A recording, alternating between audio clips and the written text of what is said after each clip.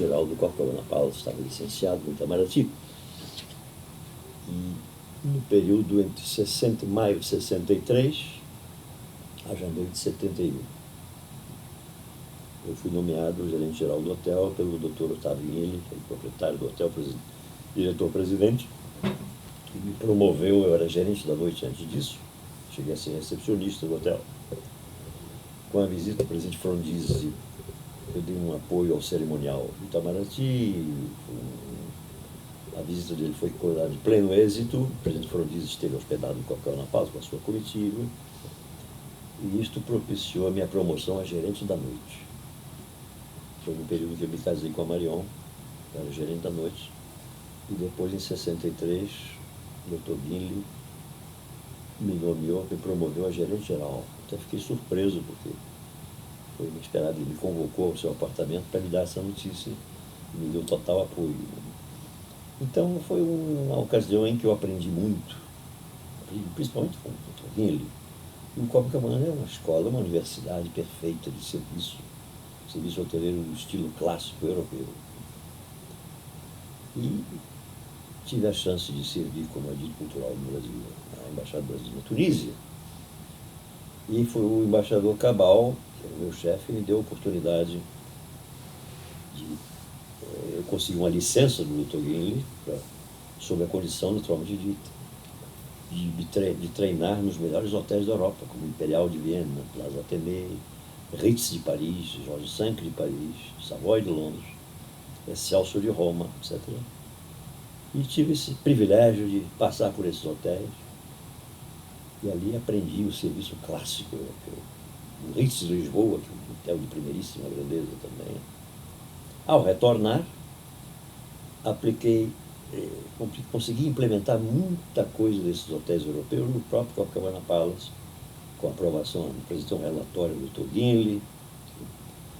Mas eu queria dizer que, enquanto eu fui gerente-geral do Copacabana Palace, eu tive o privilégio também de receber ilustres personalidades, chefe de Estado, atores de cinema, Alexander Fleming, o grande cientista inglês, o Werner von Braun, o autor da V2, da Alemanha, de Peenemünde, e corresponsável pela ida do homem à Lua. Ele passou a dirigir o projeto, ele foi trazido pelos aliados, pelos americanos, de Peenemünde, na Alemanha, para o projeto mandar o homem à Lua. Foi dirigido pelo Werner von Braun. Eu recebi vários estadistas, como, por exemplo, a primeira-ministra Indira Gandhi, da Índia, o Shah Reza Pahlavi do Irã, o príncipe Akihito do Japão, hoje imperador do Japão, Sua Majestade Imperador Akihito do Japão.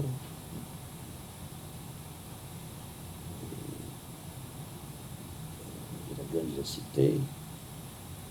Sim, a princesa Margaret, hoje rainha da Dinamarca. Recebi o rei Olavo da Noruega, eles pronunciam Olav, e falei com ele em norueguês. Ele ficou até emocionado. E uma curiosidade é que o rei Olavo se hospedou no hotel e quis conhecer, ia preparar um show no Golden Room do Copacabana Palace. Só que o Golden Room não tinha nada da cor de ouro. E o Dr. Guinle autorizou a fazer uma redecoração da sala, do salão, colocando cortinas com a cor do ouro, numa homenagem ao rei Olavo da Noruega. Eu tive o privilégio de conhecer a princesa Ragnhild e o seu esposo, o empresário Lorentzen. Eu acho que ela era filha do rei Olavo. Princesa Ragnhild, hoje senhora Lorentzen, que é um empresário norueguês, radicado no Brasil há muitos anos.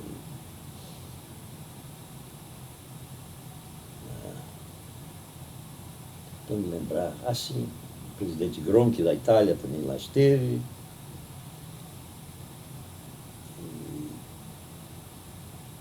Recebi o primeiro-ministro da Tailândia, o presidente Alexandre Frei do Chile, o pai, não o pai, o presidente Frei, né? Meu nome, não sei se era Alexandre agora, era presidente Frei do Chile, pai. Depois teve o presidente Frei, filho. Recebi o irmão do presidente Kennedy. Aliás, o presidente Kennedy esteve hospedado, mas eu não era o gerente geral ainda. Ele esteve lá como senador da República, hospedado no anexo do Copacabana, e eu era gerente da noite. Ele lá esteve. Eu não tive chance de conversar muito com ele, né?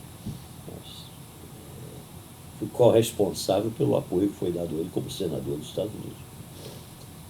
Dei um apoio direto ao irmão dele, o Ted Edward Kennedy, que fez uma visita ao Brasil como emissário especial do presidente Kennedy. Essas visitas de boa vontade, né? Aí realmente eu estive pessoalmente em contato com ele. Muitos artistas de Hollywood, atores, músicos, maestros, né? Grandes personalidades passaram. Um exemplo que passou aquele bailarino famoso, Margot Fonteyn, a bailarina, eu recebi inúmeras vezes, né? E aquele bailarino russo, Nureyev. O Baryshnikov eu não conheci lá. Ele esteve lá depois que eu saí. Mas o Nureyev, sim. É uma figura extraordinária. Margot Fonteyn. Conheci o presidente do México, ex-presidente do México, Lázaro Cárdenas. Foi um homem que teve a coragem de nacionalizar o petróleo no México em 1938. E ele depois esteve lá hospedado com uma esposa brasileira. Isso também foi a última esposa dele. Eu os conheci, né? Ah, sim, governador Nelson Rockefeller. Eu recebi no governo em 1969. Ele era o governador do estado de Nova York. Nós o recebemos. E aí tem um episódio que eu salvei a vida dele. Foi registrado no livro do Copacabana Palace, escrito pelo aquele jornalista que escreveu o livro sobre a história do Copacabana Palace, cita esse fato. O governador Rockefeller, aconteceu que o Museu de Arte Moderna do Brasil pegou fogo. E ele ajudou a recuperar, ajudou a reconstruir o museu, ajudou financeiramente, o museu foi reconstruído. E quando houve a inauguração em 1969, a reinauguração em 1969, o governador Rockefeller, como benefactor, benfeitor, foi convidado especialmente para inaugurar o museu. E havia naquela época no Rio de Janeiro um problema sério com os telefones, linhas cruzadas. E eu ouço uma conversa que falava de uma bomba. Eu associei essa bomba, que eu peguei acidentalmente numa conversa, com o Nelson Rockefeller, porque eu sabia, eu tinha um programa de visita dele, que ele iria inaugurar o museu. Aí eu preveni a embaixada americana no Rio, o consulado-geral era a embaixada americana ainda, preveniu segurança do governador Rockefeller e preveniu seguranças brasileiros que estavam dando apoio ao governador Rockefeller. E foram lá e encontraram a bomba, e foi recolhida a bomba. Levaram especialistas em recolhimento de bombas. E a bomba foi recolhida. Então, o Rockefeller, o governador, me escreveu uma belíssima carta, cujo original, cadê? Eu deixei na New School University como parte do meu currículo, e infelizmente se extraviou. Mas eu tenho cópias. Né? Uma que é uma carta belíssima, que ele faz um elogio à minha atuação, diz que ele sabe muito bem do trabalho de um gerente geral de um hotel como o Copacabana Palace.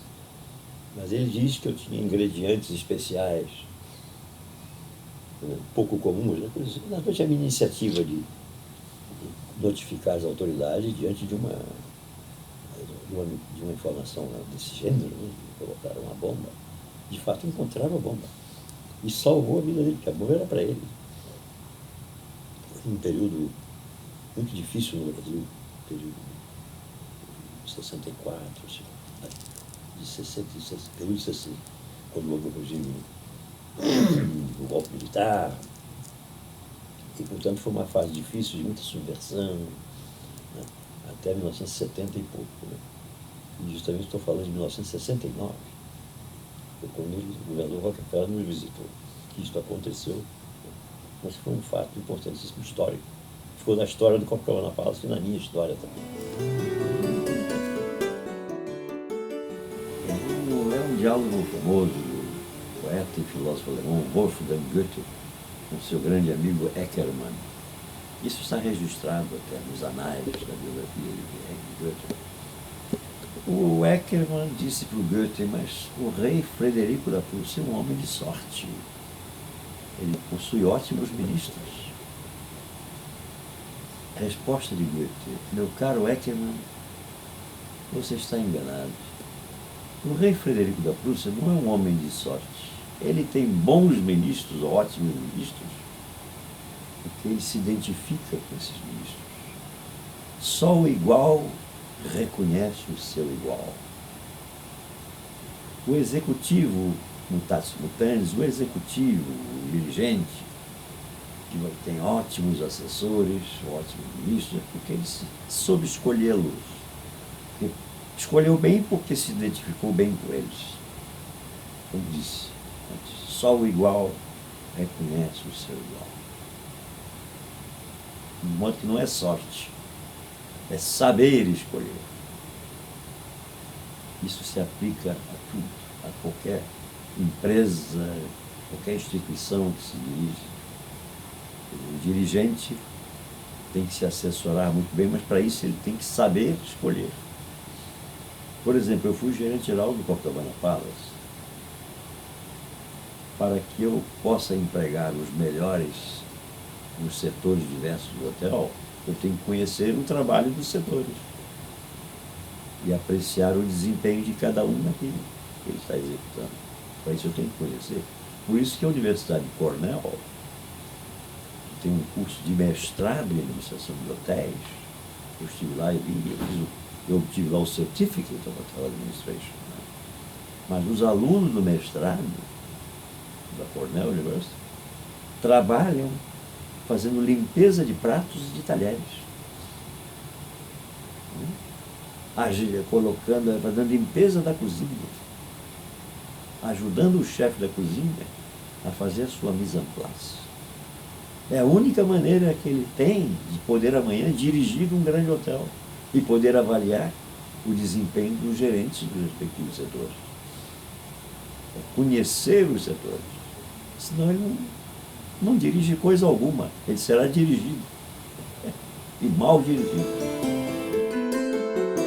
E naturalmente, com o apoio do general Marechal Lott, com o apoio dele, foi feito o desmantelamento dos comandos chamados reacionários, que queriam a posse do presidente eleito, dando cumprimento à vontade do povo, da Constituição.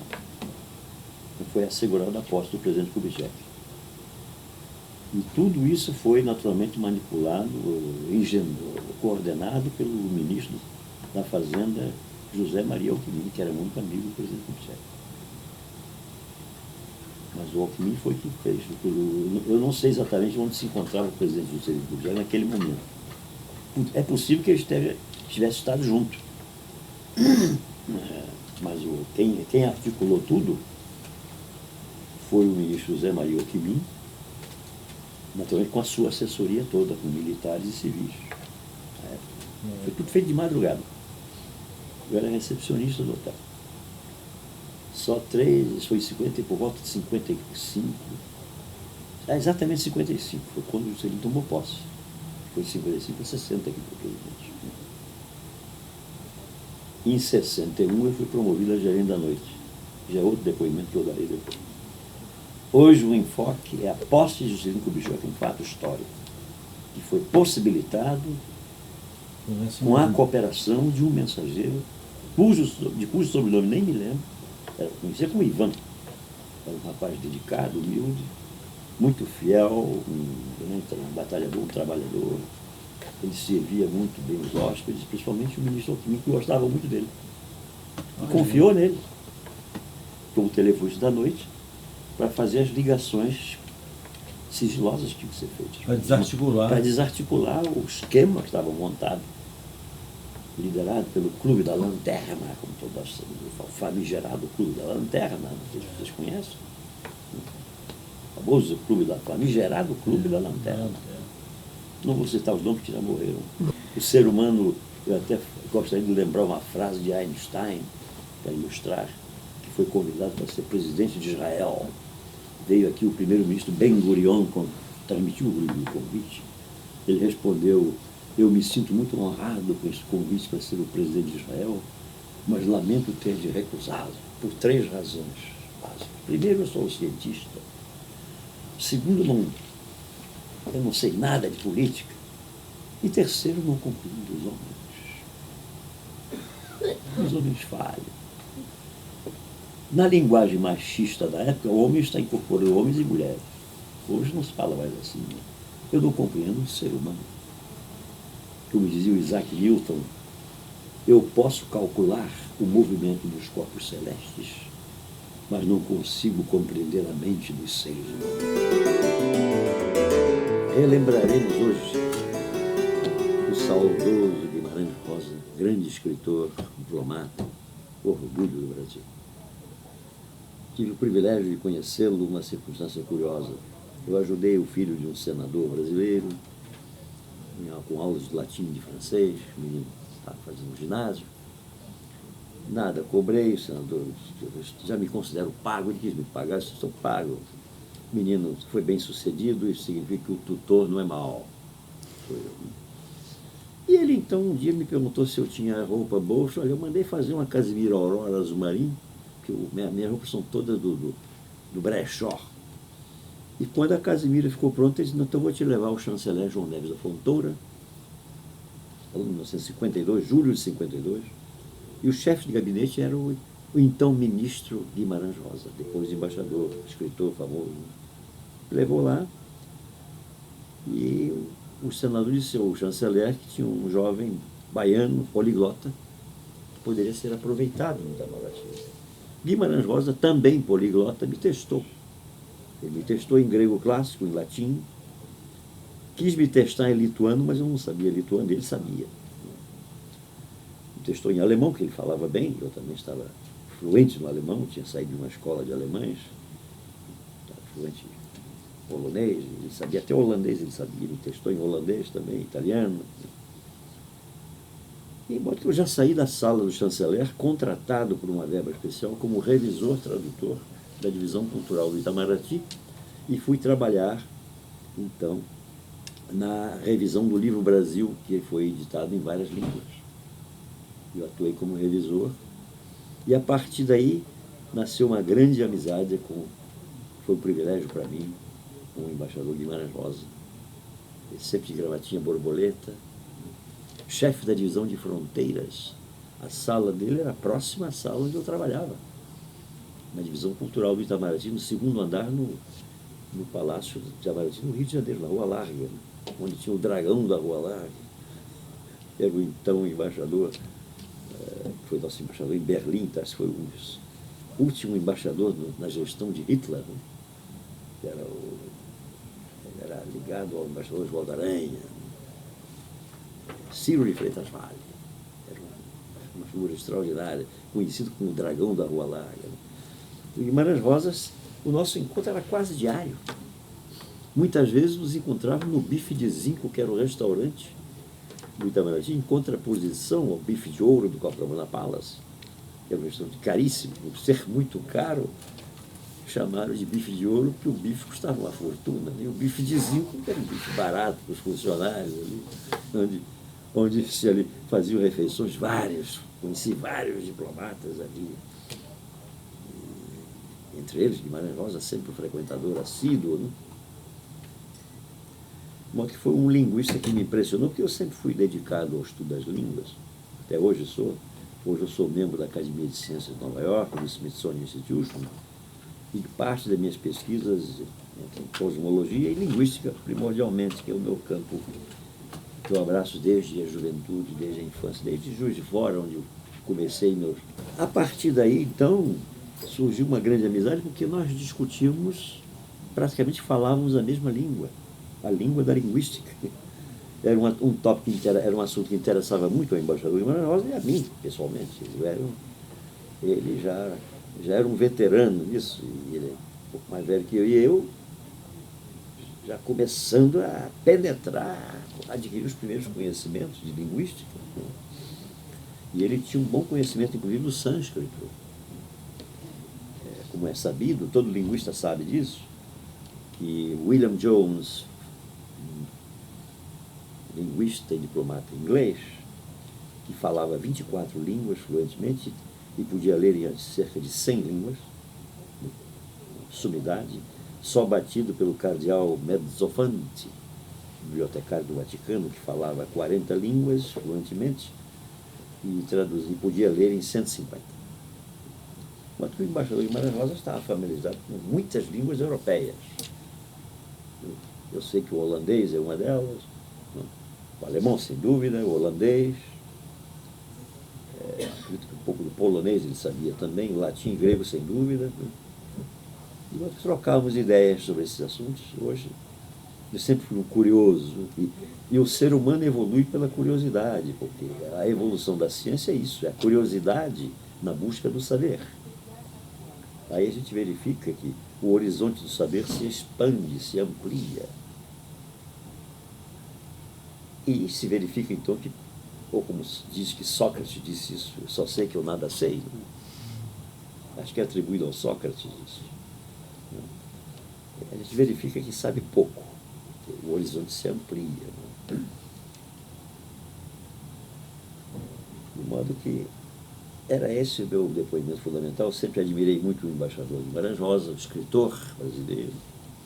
Li alguma coisa sobre ele, das obras dele, mas o meu enfoque principal foi nos conhecimentos linguísticos. Quer dizer, foi Guimarães Rosa o linguista. Não tanto o Guimarães Rosa o escritor. Eu sei que ele é admirável como escritor, mas o meu enfoque foi sempre na parte da linguística, que ele sabia muito bem. As opiniões que ele dava sobre obras em latim, em grego. Ele falava sobre Cícero, sobre a Eneida, por exemplo, obras clássicas, De Bello Gallico. Aquilo era brincadeira. De Bello Gallico era uma brincadeira para ele. E na nossa juventude, acho que na dele também, o maior latinista era professor do Pedro II, Van Dyck Londres da Nóbrega. Era o autor, todo naziano da época, tinha que estudar o Van Dyck Londres da Nóbrega e o FTD, a coleção dos irmãos maristas. Não sei se você lembra disso. Eram obras que tinham que ser lidas, didáticas, muito boas. Esse é, então, o meu depoimento. O embaixador Guimarães Rosa depois. A Juiz de Fora foi que eu fui praticamente educado em casa, né? Minha mãe, filha de almirante, teve tutores em casa, muito bem com francês, sabia conhecer bem literatura, tinha boas noções de alemão. Aí comecei a me interessar já pelas línguas por isso, em casa.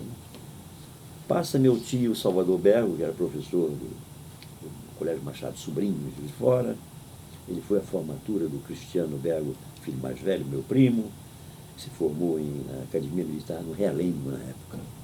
Depois é que mudou para Resende, né? Agulhas Negras. Né? Foi à formatura e passou lá em casa para nos visitar e reclamou do meu pai, mas os meninos não estão na escola. E eu aí fui preparado para o exame na Academia de Comércio de Juiz de Fora, que era duríssimo para entrar. Eu também, meu tio Benevenuto, meu tio Salvador, e mesmo meu pai, que tinha estudado no Caraça, que estava lá também, eles começaram a me preparar com as questões básicas do conhecimento de história, de latim. Meu tio Benevenuto era professor de grego e de francês no Grambery, do Grambery de Juiz de Fora.